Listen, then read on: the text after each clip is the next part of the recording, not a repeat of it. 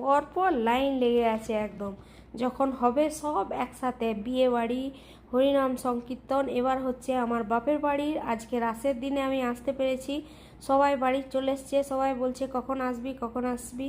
আমি বললাম সব দিকটা কমপ্লিট করব তারপর আসবো। মাসি শাশুড়ির বাড়ি যদি আমি না যেতাম তাহলে কিন্তু আমাকে ননদগুলো আমার একদম ফোনে আমার অবস্থা খারাপ করে দিয়েছিল, তুই যদি মহিতনগর যাস আর এই দিকে যদি না আসিস তোর সাথে আর কোনো সম্পর্ক নেই।